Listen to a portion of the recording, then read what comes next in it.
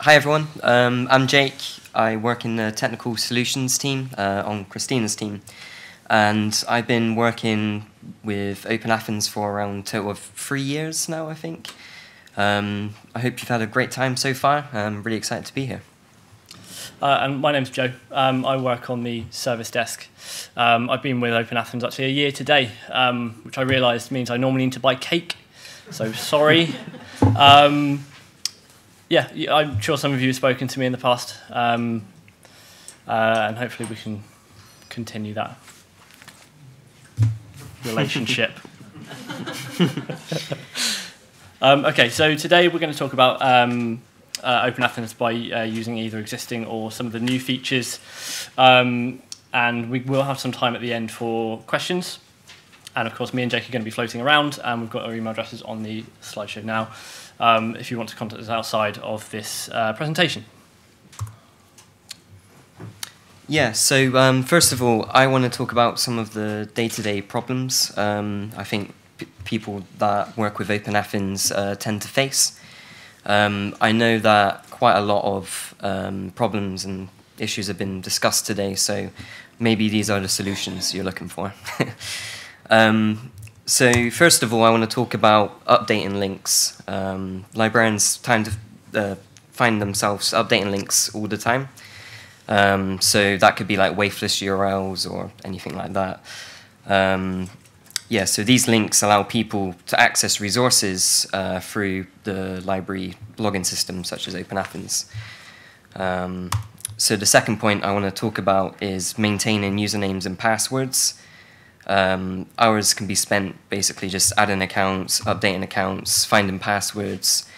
If you don't have a good enough library system to do that, then there's a risk of your end users having multiple usernames and passwords. And we're not about that here. We want a single username and password for everyone. The last thing is justification for subscription. So it's quite troubling because you've got to make sure that your money's not being wasted and it's going to the right resources. You know, money's tight at the moment, so we've got to make the best out of what we've got. So, yeah, hopefully we can address a lot of these problems. I'm going to cover some of the foundations of OpenAthens. Some of the stuff that we're going to talk about in more detail is a bit contextual. So I'm going to briefly touch on some subjects. You may want more information for that, and we'll cover that in the Q&A towards the end. So first, I'm going to talk about a little bit about permission sets. In terms of location, so from your admin area, it's under resources and permission sets. And this is allowing you to handle resource allocation.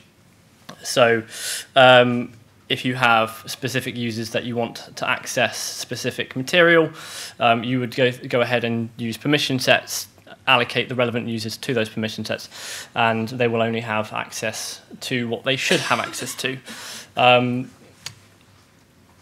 If you do want to have this enabled, in the top left-hand corner there you can see that we've got something called permissive and restrictive mode. So your organization will need to be set to restrictive for permission sets to disallow users from accessing. They'll get an OpenAthens forbidden error if that is the case. So to allocate a permission set, you click on the desired resource within the resource catalog, and either click the allocate button or the drop-down arrow. And you can choose select permission sets, and from there you can see what permission sets you currently have set up and allocate them accordingly. As I mentioned, if you had a subscription to Science Direct and you wanted users that were in specific parts of your organisation to access that, you can make sure that they are allocated to the relevant permission set. Next, I'm going to talk about the schema. So the schema is effectively it's a list of information, also known as attributes. That word has been thrown around quite a lot today, but it's effectively user information. You do have the core attributes, which we have as a sort of basis. These are generally enough for most publishers to have available. But you can also create your own custom attributes, which is fairly straightforward. it's a case of clicking and dragging and then typing in the information that you see necessary. And the reason I've highlighted this is mostly, as you can see, there's a reportable flag. We want to make you aware of how you can make certain attributes reportable. And lastly, I'm just going to talk about attribute release. So we have a global attribute release, which is attributes that are released to every single publisher or and service provider that you have a subscription to. And you can see that you can set up publisher-specific attribute releases, because in some instances, publishers require a little bit more information than the standard global information. Cool. Thanks, Joe. So we're going to go back to that list we saw at the start, and we're going to talk about having to update links all the time. So I think it's been mentioned today as well about wafeless links and stuff, so I'm going to go into some details and get us all on the same page. So yeah, updating links can be a pain, especially if you have to do it on a regular basis. It's quite time-consuming. It can take a few days, depending on how many resources you have, just to get through a bunch of your library links. So yeah, we've got a tool today called the Redirector. It's been out for a while, but I just want to highlight it because it's one of my favorite things in OpenAthens. Yeah, so just have a look at it. So the Redirector basically allows you to create links to specific articles without having to create these wafeless URLs. It will do it for you. You save a lot of time and effort because you don't need to maintain the links. We will maintain the links for you. We have a big database which we will look after. So I'm going to take you through a user journey on how it all fits in together. So this is the bird's eye view on how it works. You've got your end users here. They want to access content. That's all they want to do. And what they would do is, if you have like a library page or something, there would be a redirector link. And they would click this, and the redirector link will contain information like where they want to go and where they're from. So once they click this, it will take them to their login page, and they're asked to sign in with OpenAthens in this instance. I'll talk a bit more about this page later on.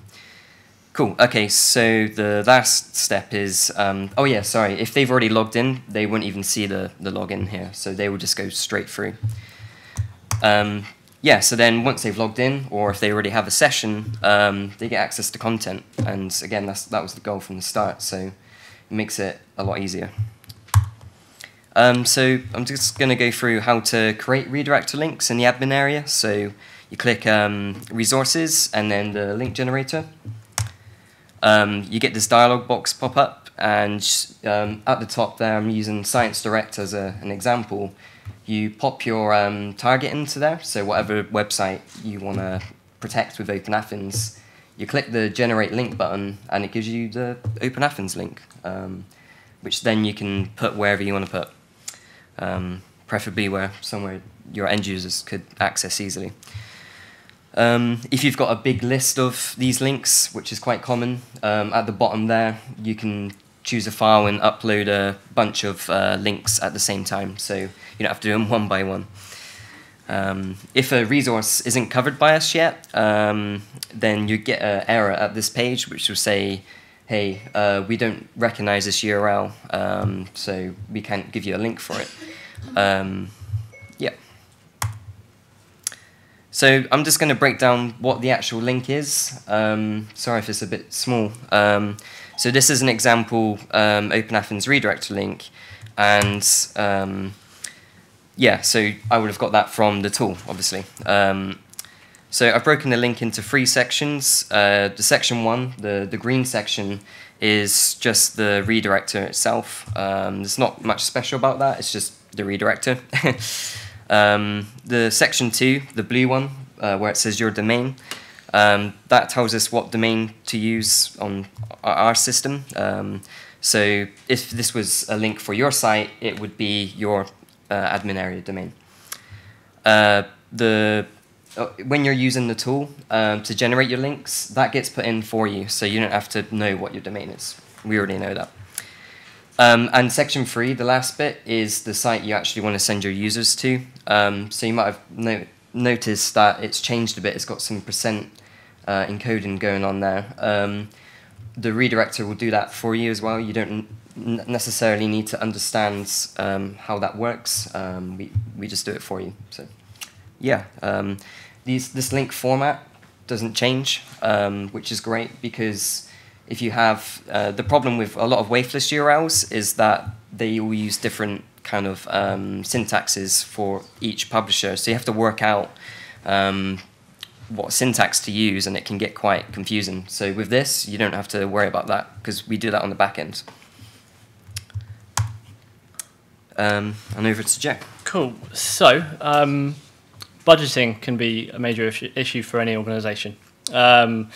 And I'm just going to run through the next stage, which is reporting, which can significantly help you understand what is being used, whether your subscriptions are worth it. So let's go into the reporting. It's recently had an overhaul.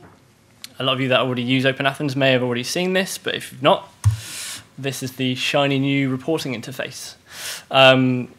So this is an overview of the top resources that you've used, the total logins, total accounts, and you've also got a location usage map on the bottom there, so you can see where your users are actually logging in from.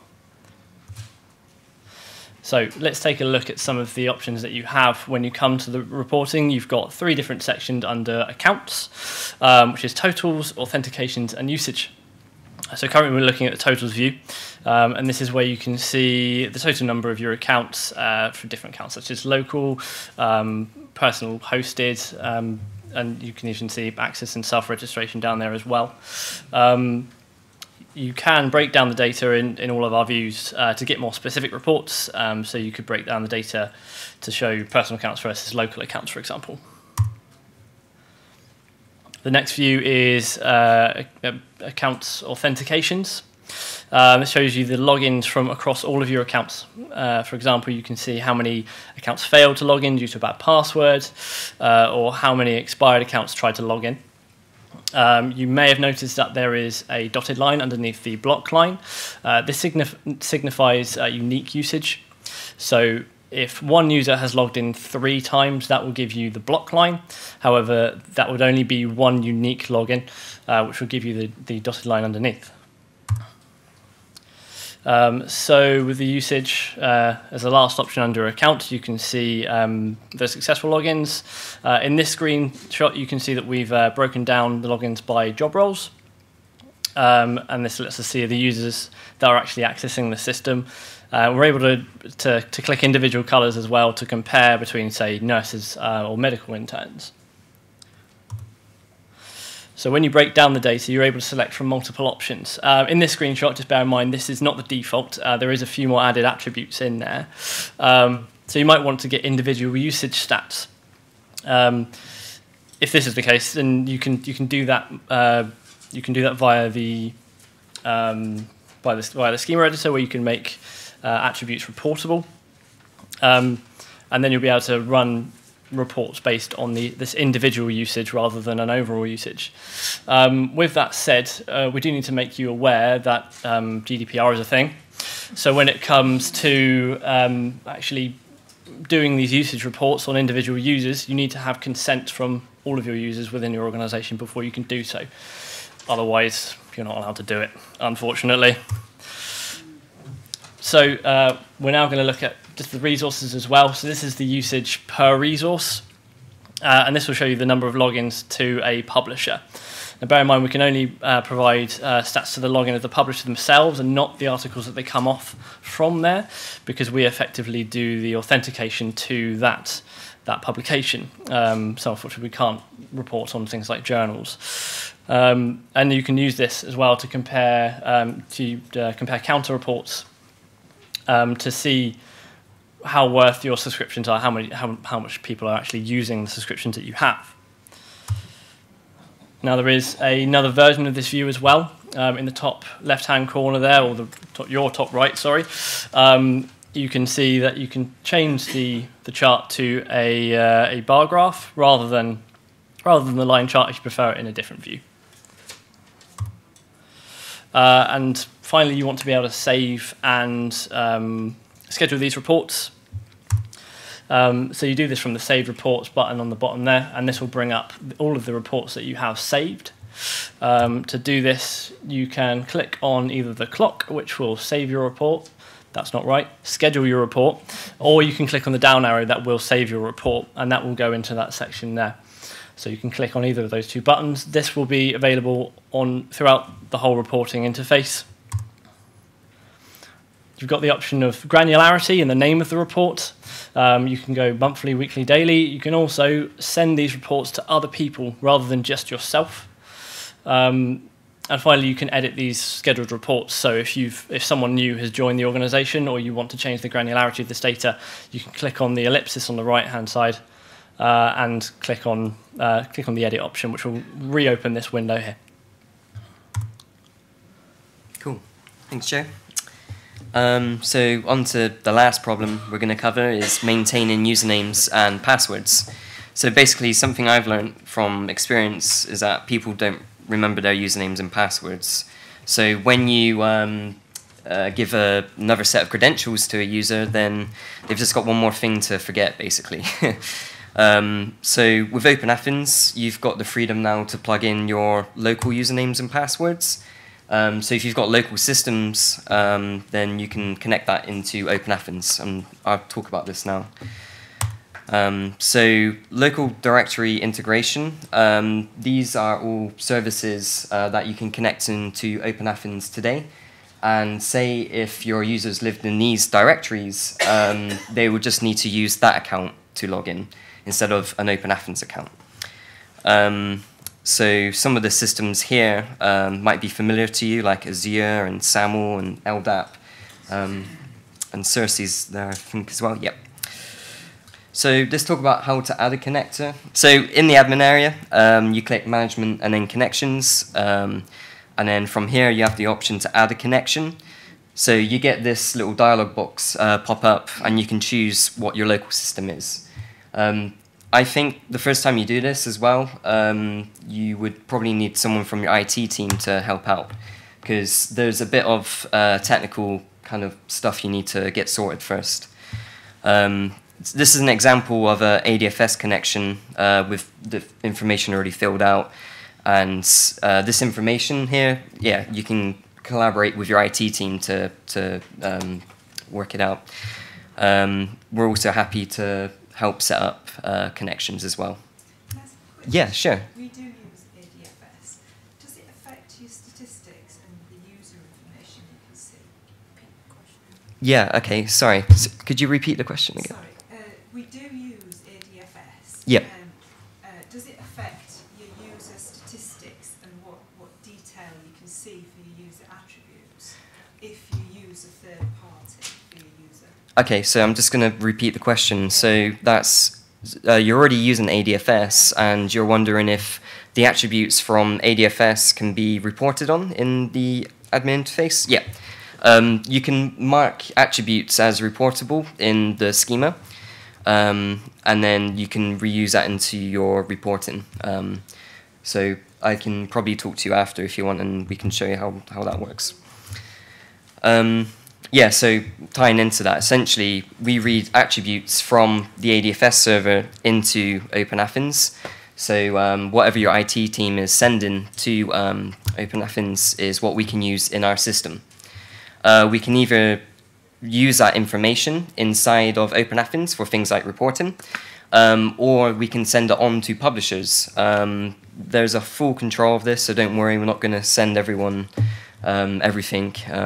Again, I think it's been highlighted today that that's very important these days, and we need to have good controls about that.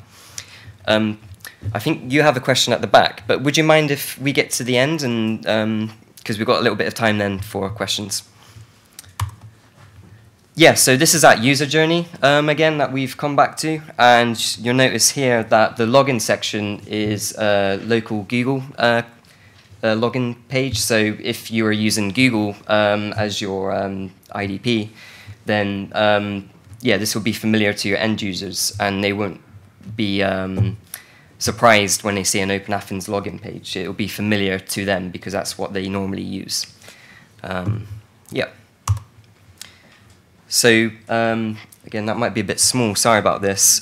This is when you're setting up your connector, and I was talking about when you need to send attributes to OpenAthens.